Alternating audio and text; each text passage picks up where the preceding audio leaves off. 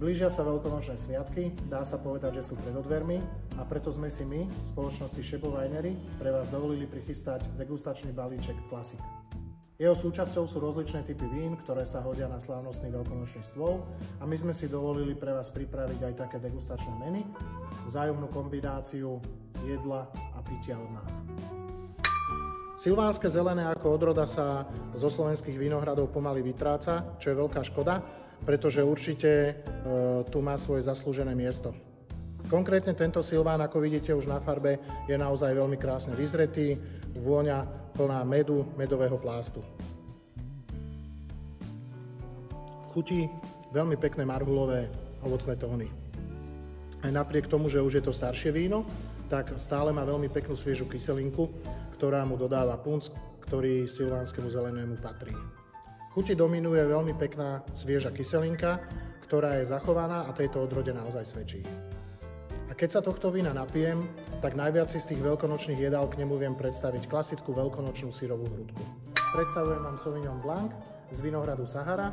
Je to vinohrad, kde sa nám veľmi pekne podarilo snúbiť odrodovosť a klasický teroár danej oblasti.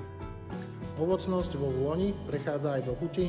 Nájdete tu tóny žihlavy, grepu a bielej broskyne.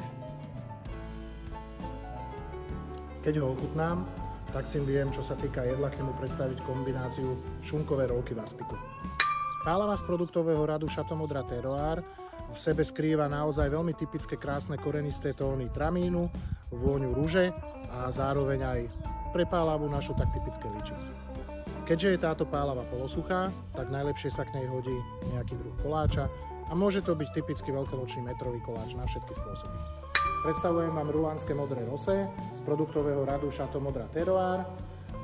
Je to víno polosuché a tento cukor je veľmi pekne v chuti zapracovaný so sviežou kyselinkou, krásnou lososovou farbou, takže na zdravie. Jedlom vhodným k tomuto vínu je roláda z králičieho mäsa s sviežým jarným zeleninovým šalátom.